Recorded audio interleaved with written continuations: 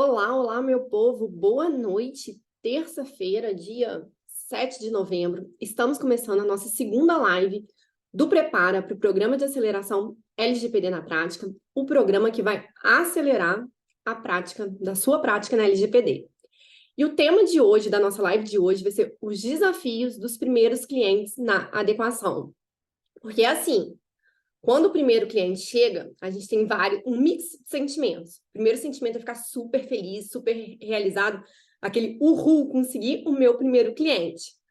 Porém, depois que passa essa euforia inicial do primeiro cliente, bate um surto, um medo do que vai acontecer, porque cai a ficha, tenho um primeiro cliente, tenho que fazer uma adequação completa ou parte da adequação. O que eu vou fazer agora? É um verdadeiro ferrou. O que eu faço agora? Eu não sei se quem está aqui já se deparou com esse sentimento, já teve esse medo do primeiro cliente, já deu esse surto assim de, meu Deus, o que eu faço agora? Eu, com o meu primeiro cliente, eu quis esconder debaixo da cama e sumir e falar assim, por que eu fui prospectar cliente? Porque ele chegou, eu não sei o que eu faço, dá um branco, parece que você não sabe nada da LGPD. Então, a live de hoje é para ajudar você que está passando por isso, você que está com medo de passar por isso, porque às vezes as pessoas entram em contato comigo e falam, meu Deus, eu estou prospectando o cliente, estou na primeira reunião, já estou com medo do cliente fechar comigo porque eu não sei o que eu vou fazer. Pare de ter medo do cliente é bom, e eu vou te ajudar a passar por os principais desafios que eu tive no meu primeiro momento ali, e que eu vou acompanhando minhas mentoradas, minhas alunas que vêm falando que também passaram por esses desafios mais comuns. E o primeiro desafio que eu listei foi a precificação. Eu não sei vocês, mas no início eu não sabia precificar, não sabia mesmo. E aí era um surto de dar o preço. O cliente vinha ali, a gente fazia aquela primeira reunião, na hora de mandar a proposta eu ficava, meu Deus, e agora? Quanto que eu cobro para fazer isso? Não tinha noção nenhuma. E eu quero te falar que tá tudo bem. É super normal não saber precificar no início. Todo mundo vai precificar errado, todo mundo vai cobrar um valor errado, principalmente na primeira, na segunda adequação. O que eu quero é que você preste atenção no que eu vou falar agora, que eu vou te ensinar agora, porque é normal sim errar a primeira e a segunda precificação. Mas não é normal continuar não sabendo precificar. Chega um momento que você tem que saber precificar. Ali, enquanto você está montando a proposta, você já tem que saber os valores. E a precificação passa por alguns pontos. O primeiro deles é você saber o valor da sua hora. Você sabe o valor da sua hora? Quem quiser mandar aqui no chat, aqui embaixo no chat, se sabe já precificar, se sabe o valor da hora, pode ir participando.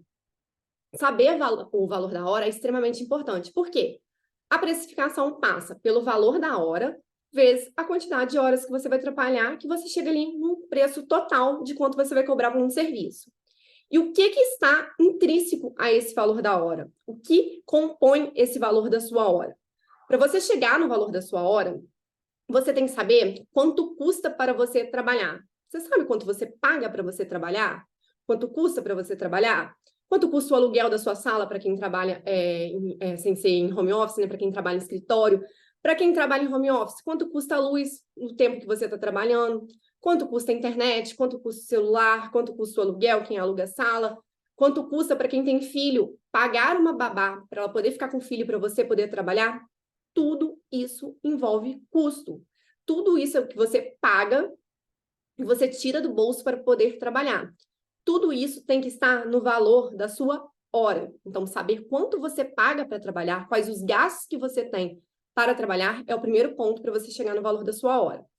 Outro valor que é importante você saber, o seu prolabore, o seu salário, entre aspas. Quanto você quer receber por mês para prestar o serviço de consultoria. Se você não tem noção disso, está na hora de você sentar e parar para pensar nisso. Mesmo você sendo a chamada eu presa, trabalho sozinho, trabalho do quarto da minha casa, não tem escritório, sou super ali no início, não tem essas noções. Então, pare e comece a pensar nisso. Porque quanto antes você começar a definir isso, quanto você quer ter de prolabore, quais os custos que você tem para trabalhar, mais fácil vai ser para você ir precificando. Mais fácil vai ser para você não precificar errado, cometer esses erros que eu falei que todo mundo comete no início. Então, você tem que saber quanto você custa para você trabalhar, o valor do seu salário que você quer tirar ali mensal, uma média do seu prolabore. Além disso, você é uma empresa, enquanto consultor de proteção de dados, você mesmo trabalhando sozinho, você tem que pensar como empresa. Então, você tem que começar a pensar qual o lucro que você quer ter com aquele trabalho. Qual porcentagem de lucro você quer ter? Você já parou para pensar nisso? Por quê? Porque a sua consultoria tem que dar lucro, porque é nesse lucro que você vai investindo cada vez mais na sua consultoria, para comprar cursos, para se você tem vontade de alugar uma sala, para alugar uma sala, para contratar pessoas para trabalhar com você. A sua empresa, mesmo hoje sendo eu presa, só vai crescer se você tiver lucro. Se você não fizer essa divisão dos custos, dos gastos, dos valores entre você, pessoa física, e você, sua eu presa, você não vai crescer. Então, é preciso você se organizar e você ter controle desses valores para você chegar no valor da sua hora, porque o valor da sua hora envolve isso. Quanto você paga para trabalhar, os custos que você tem no trabalho, quanto você quer receber nesse trabalho com Prolabore e qual o lucro que você quer ter a cada consultoria que você vai fazer, aquele lucro, aquele valor que vai ir para a empresa, que vai ser um lucro que você vai usar para investir na empresa. Você tem que ter essas 3 informações. Além disso, para precificar, você tem que saber quanto tempo você gasta em cada serviço. Lembra que eu falei que a precificação é valor da sua hora vezes tempo gasto, você chega no valor. Quanto tempo você gasta para fazer um contrato? Quanto tempo você gasta para fazer uma política de privacidade? Quanto tempo você gasta para fazer um mapeamento? Quanto tempo você gasta para montar e dar um treinamento? Tudo isso você tem que saber. É óbvio que na primeira adequação não tem como você saber isso, você nunca fez. Mas você tem que usar essa primeira adequação para o quê? Colocar um relógio na sua mesa, um cronômetro, montar uma tabela e colocar lá, mapeamento.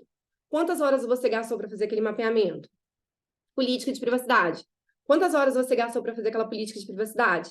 Palestra de conscientização. Quanto tempo você gastou para preparar a palestra e dar a palestra? Tudo isso você tem que ter esse controle. Use a primeira adequação para ter esse controle. Vou fazer o jabá, né? Que o preparo aqui é para isso. Mas no programa de aceleração, eu facilito um pouco a vida das mentoradas, porque, né? É isso, é a função do programa de aceleração, eu pegar na mão e auxiliar. E eu ensino para as meninas detalhadas. Eu falo meninas, gente, porque no ciclo 1 só teve mulheres mentoradas, uma coincidência. Aceito super homem como mentorados também, mas eu acabei pegando o costume de falar meninas. Mas os mentorados aprenderam a fazer detalhadamente a precificação e eu dei uma tabela minha de tempo, quanto eu gasto com cada ponto do programa de adequação para aquelas pessoas que não tinham feito nenhuma adequação, porque tinha mentorados que não tinham tido ainda o primeiro cliente, tivesse uma noção quando esse primeiro cliente chegasse para saber como precificar. E é importante saber esse tempo gasto. Então, você tem que saber o valor da sua hora, calculado naquilo tudo que eu falei, custo para trabalhar, Prolabore e lucro, mais quanto tempo você gasta para trabalhar. Esse vezes esse vai dar um valor da precificação, o valor do serviço, de cada parte do serviço, ou da adequação completa. O terceiro ponto que é importante também você saber para precificar é a capacidade financeira do seu cliente. Você tem que ter consciência dessa capacidade financeira do seu cliente. E lembra do encontro de ontem que eu falei que é extremamente importante você conhecer o seu cliente? Aqui entra a importância disso. E quando eu falo saber a capacidade financeira do seu cliente, não quer dizer que o cliente tem a capacidade financeira baixa, tem o fôlego financeiro mais baixo, vou trabalhar de graça para ele, vou diminuir meu lucro. Não é isso. Você sabendo a capacidade financeira do seu cliente, você começa a ter estratégias de venda. Você começa a ver qual é a melhor forma de você vender o seu serviço para esse cliente. Você vai vender ele o programa completo com valor fechado, tantos R$1.000 ele vai ter como pagar? Ou é melhor vocês estipularem, por exemplo, um valor mensal com tantas horas trabalhadas, porque ele consegue diluindo esse programa ao longo de meses, talvez em 12 meses, e ele vai te pagando um tanto por mês e você vai trabalhando um tanto por mês? Tudo isso você só vai ter resposta conhecendo a capacidade financeira do seu cliente. Não tem certo ou errado. Falei isso ontem, né? A adequação não é uma receita de bolo. O cliente ali, a empresa do cliente, a realidade do cliente que vai moldar como essa adequação vai acontecer. E vai moldar também como a venda vai acontecer. Então, saber a capacidade financeira do cliente é importante nessa precificação no que diz respeito à estratégia de venda para esse cliente. Então, o primeiro desafio, precificação, já posso dar check, né? Que eu solucionei. Como você chega nos seus valores, o que você tem que observar para chegar nos seus valores e sobre como analisar essa capacidade financeira do cliente, saber qual o fôlego dele, quanto ele está disposto a pagar para você fazer a proposta certa. E só para finalizar esse primeiro desafio, que é a precificação, eu falei que mesmo você sendo uma empresa, trabalhando de um quarto da sua casa, começando agora, sem cliente ainda, é importante você começar a pensar em precificar certo, aprender como fazer e já começar certo. Por quê? Porque a precificação errada tem 2 impactos. O primeiro dele foi, aliás, comigo aconteceu os 2 impactos.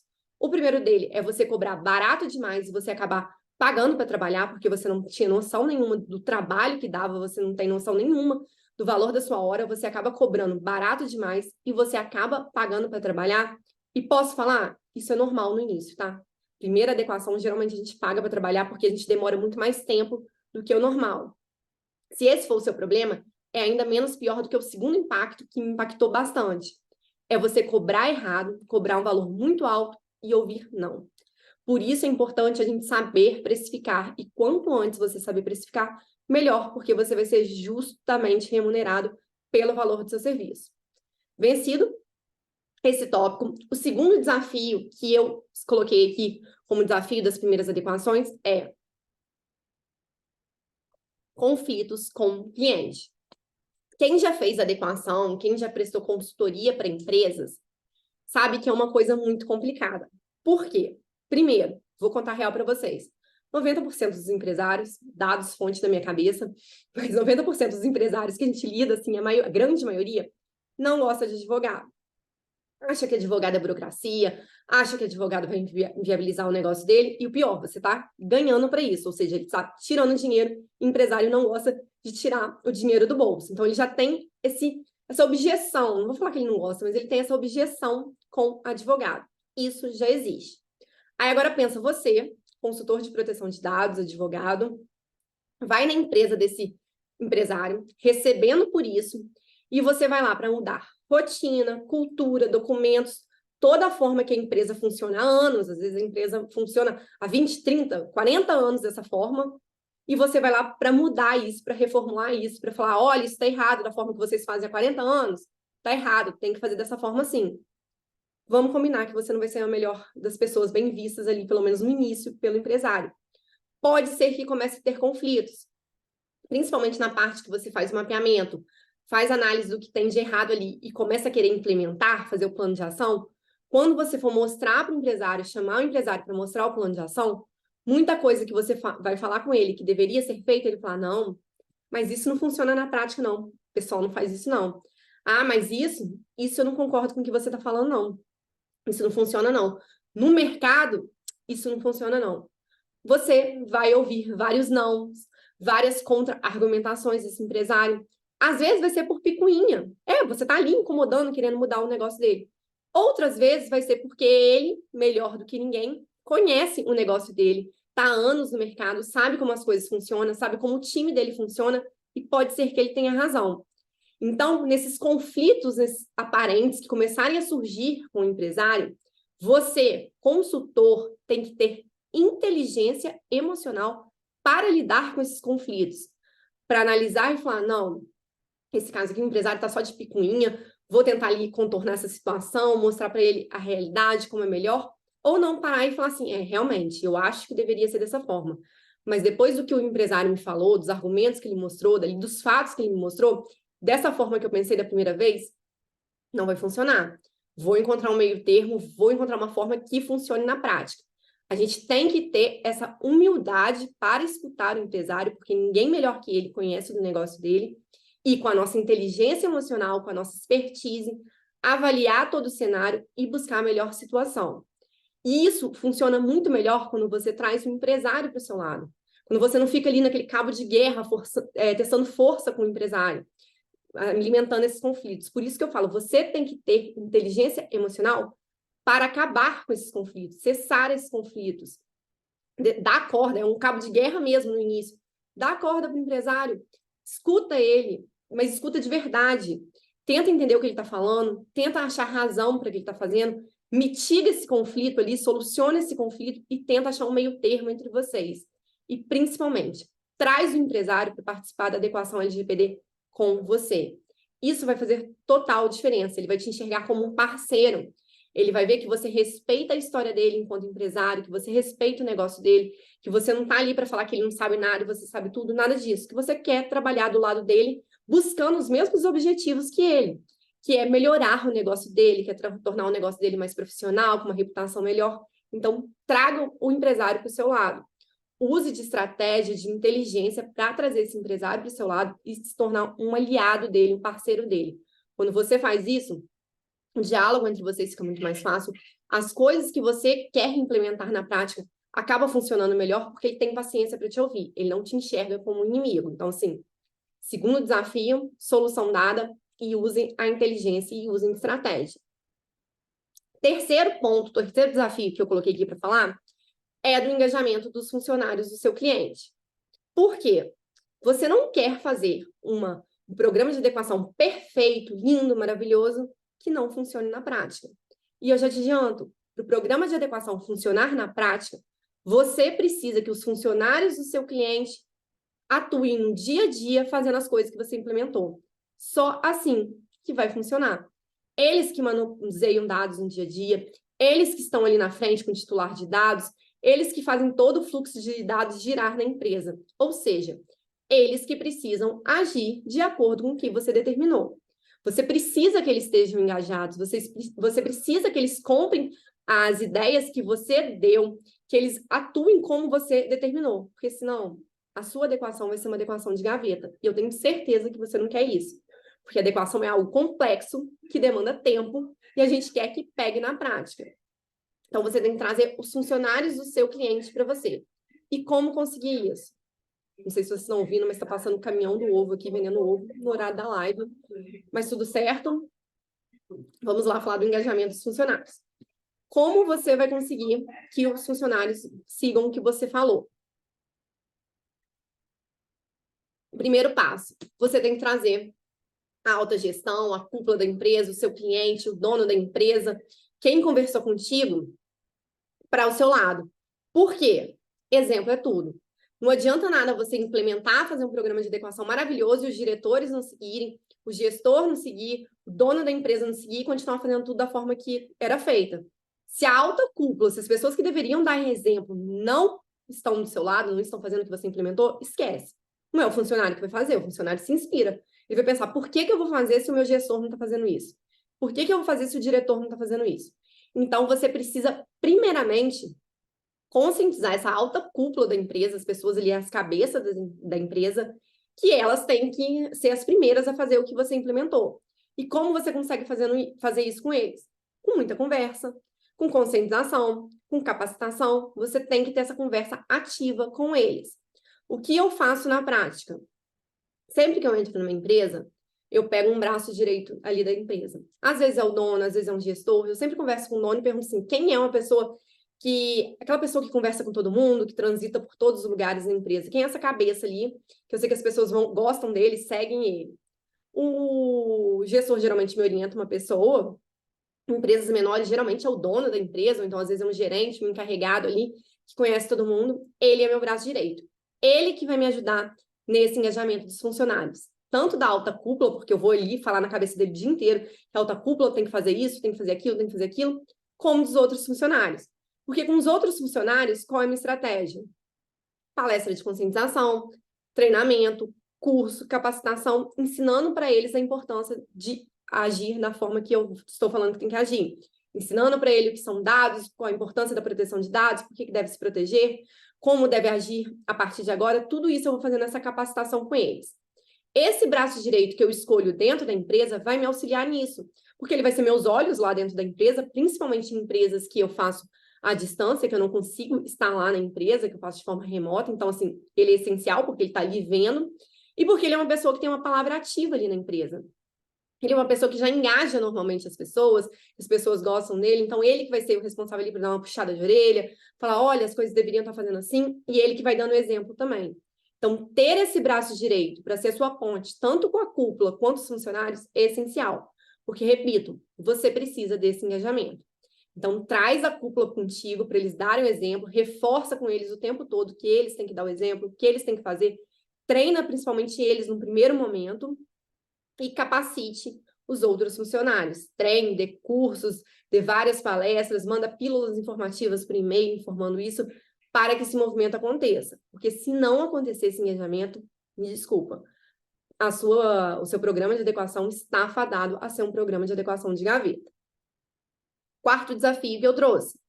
É aquele surto normal, que assim, eu me deparo quase sempre com ele quando eu abro caixinha, quando as pessoas vêm conversar comigo no inbox, no ciclo passado na mentoria, em curso, todo mundo surta. Fechei o primeiro programa de adequação, principalmente quando é o programa de adequação completo. Teve aquela primeira reunião com a empresa, depois senta e fala assim, por onde eu vou começar? Eu sei que eu tenho que começar por um mapeamento, mas é uma empresa com vários setores, uma empresa com várias pessoas, eu não sei por onde começar o meu mapeamento. Você geralmente começa pedindo os documentos, a empresa te manda 1 milhão de documentos e você fica olhando para aquilo tudo e fala, e agora? Ferrou.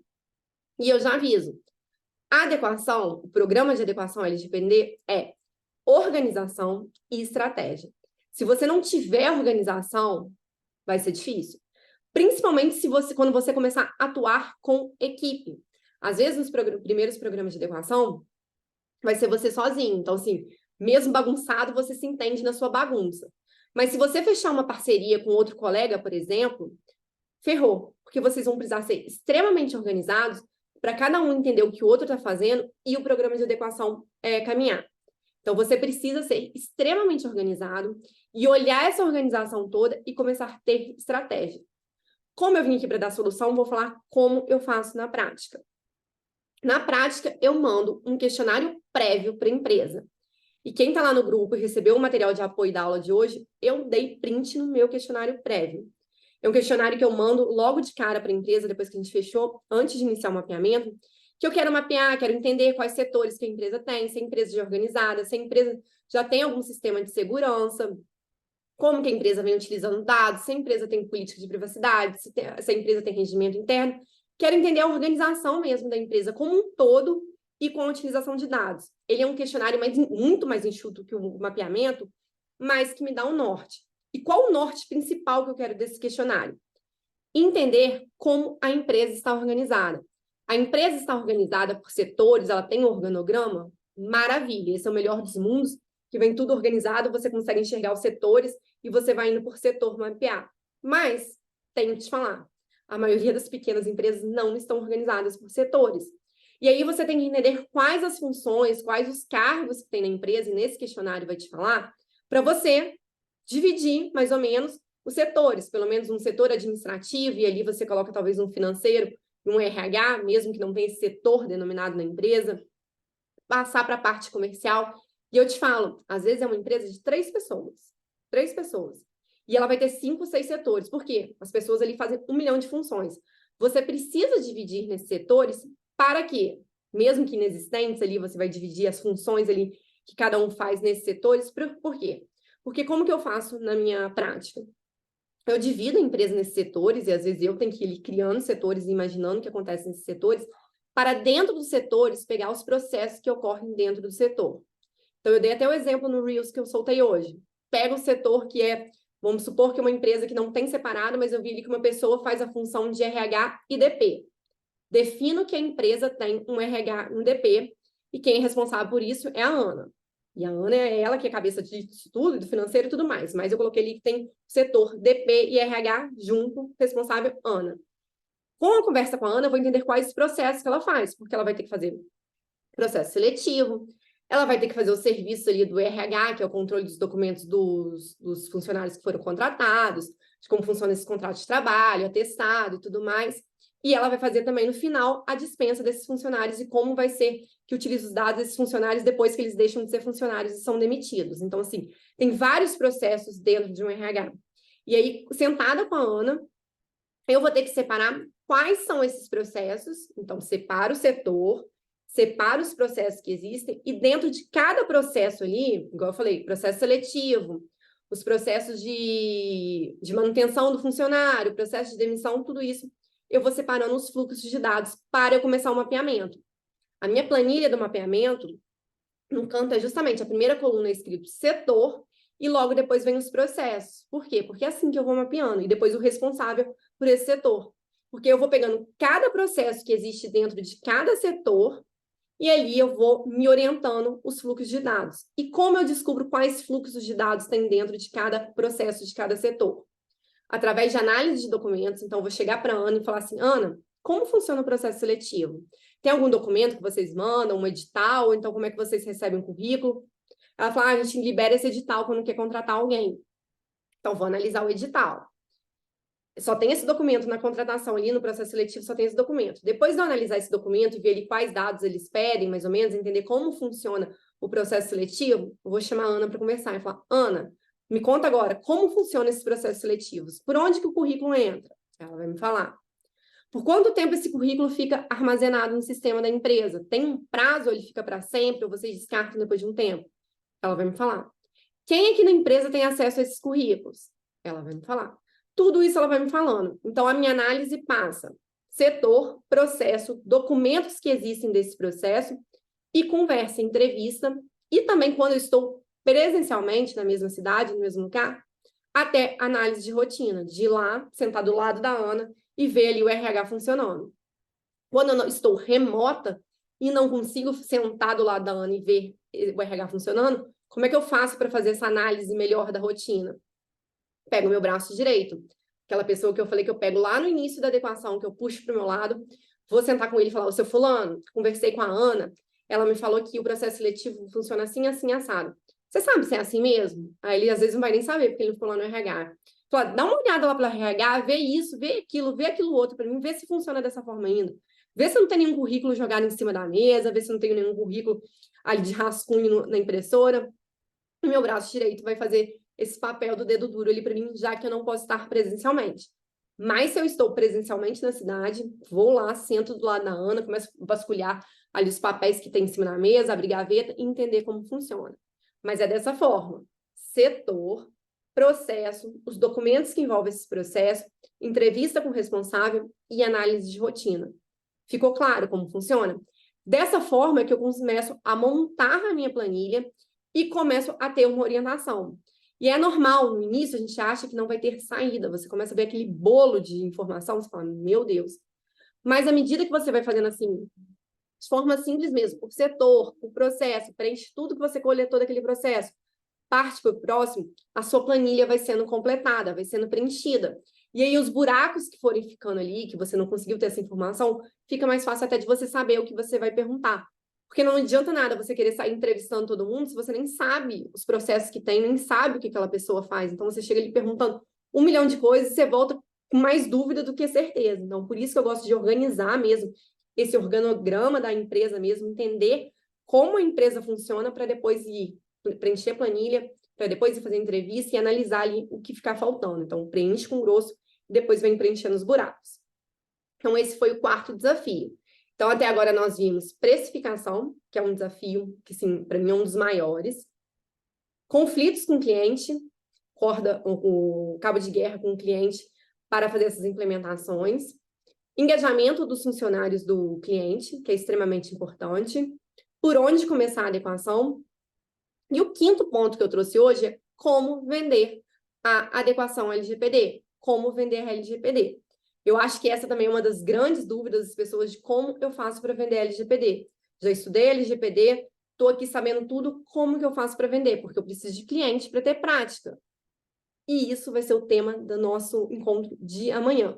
Eu separei uma live amanhã especialmente para a gente falar somente sobre a venda da LGPD. Então, assim, trouxe 4 desafios hoje, deixei um com esse suspense, porque amanhã falaremos o tempo todo sobre venda de LGPD. Letícia, a Geisiane perguntou. Então, Letícia, essa planilha muda ao decorrer do ano, principalmente se trabalha com o público, cliente, certo? Porque vai mudando a figura do cliente ao longo do ano? Não entendi, Geise. A minha planilha, como que eu faço? É uma planilha base. E, assim, acaba que ela é sendo assim, uma planilha bem padrãozona mesmo. Assim, eu tenho todas as informações. Porque o que eu quero com essa planilha? Entender todo o fluxo de dado que existe na empresa. Então, é uma planilha mesmo de Excel, que aqui em cima tem umas informações e aqui embaixo eu vou preenchendo. E aí eu coloco lá em cima, setor, igual eu falei, o processo que está envolvido, o responsável por esse processo, e depois eu começo a mapear o fluxo dos dados. E isso não muda muito de empresa para outra, porque as minhas perguntas de qual dado que eu estou tratando, qual a finalidade do uso daqueles dados, por que aquele dado foi coletado e entrou na empresa, como ele entrou na empresa, foi através de um formulário, foi através de e-mail, foi através de contrato, como ele entrou na empresa. Outra pergunta que tem ali, por quais setores ele passa na empresa? Então, quem tem acesso ali dentro da empresa desses dados. E aí eu vou perguntando, esses dados são compartilhados com terceiros? Outra informação importante. Tem acesso segmentado? Ou todo mundo na empresa pode ter acesso a esses dados? Então, tudo isso eu vou preenchendo. A Geise falou, porque os responsáveis mudam. Sim, essa parte de preenchimento ali da planilha é diferente de cada empresa por empresa. A parte de cima, que dá a orientação do que eu preciso saber do fluxo de dados, ela é um padrão. Óbvio que se for uma empresa muito enxuta, às vezes uma empresa, um profissional autônomo, que é uma pessoa só que trabalha, você vai tirar várias colunas, porque não tem compartilhamento ali dentro da empresa, que a empresa é só ele, então ele não compartilha com ninguém. Empresa que às vezes o autônomo, muito que acontece muito na área da saúde, é o médico e a secretária. Eu coloco que tem 2 setores administrativos, mas tem várias perguntas ali para frente que não vai enquadrar. Então, assim, às vezes a planilha fica mais enxuta, dependendo do tipo de empresa, às vezes ela fica mais ampliada, às vezes eu tenho que colocar uma coluna ali a mais, porque é uma empresa que tem uma operação especial, às vezes tem uma transferência internacional mais importante, então eu tenho que colocar ali o porquê dessa transferência, como essa transferência ocorre. Uma empresa, às vezes, de tecnologia, que tem várias formas de proteger dados, várias formas de sistemas especiais, então eu também coloco colunas. Então, assim, tem essa movimentação das colunas, às vezes aumentar e às vezes diminuir. Mas o grosso dessa linha lá de cima, que tem todas, que mapeia esse fluxo de dados, é basicamente o mesmo para toda empresa. E aí o preenchimento que vai mudando a depender do tipo de empresa. Então, assim, mas aí eu sempre começo, mesmo quando é uma empresa única, uma eu-presa, eu sempre faço aquilo que eu falei no tópico 4. Eu divido, mesmo essa eu-presa, em setores. Mesmo sendo uma pessoa que faz todas as funções, eu pego as funções dela e entendo qual é a função dela ali, que é do comercial, qual a função dela ali é do financeiro, qual a função dela seria administrativo. E vou dividindo isso para eu mapear o que ela faz em cada uma dessas funções, para ficar mais fácil eu entender quais dados ela utiliza em cada uma dessas funções. E aí poder preencher minha planilha e ir tirando minhas dúvidas com essa pessoa. Mas a planilha padrãozão mesmo é sempre a mesma para todas as situações. Compreendeu? Então é isso. Falei desses 4 desafios hoje nessa nossa live 2.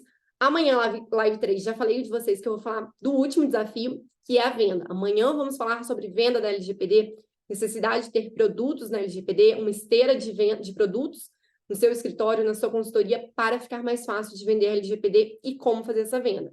Então, se esse é um dos seus desafios, vem amanhã comigo também, às 19 horas, faremos essa live com esse desafio em especial.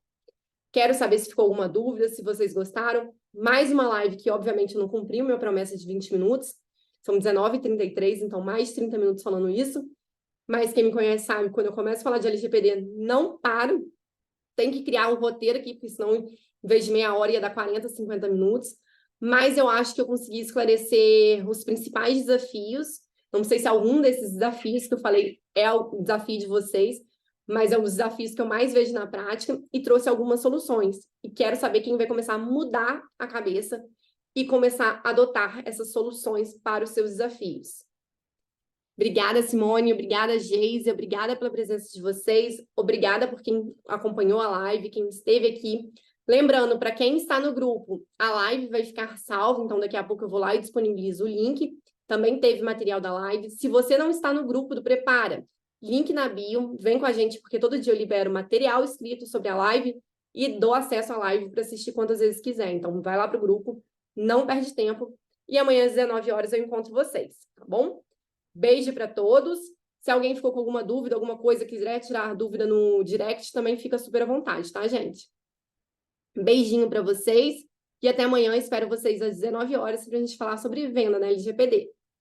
Tchauzinho. Boa noite.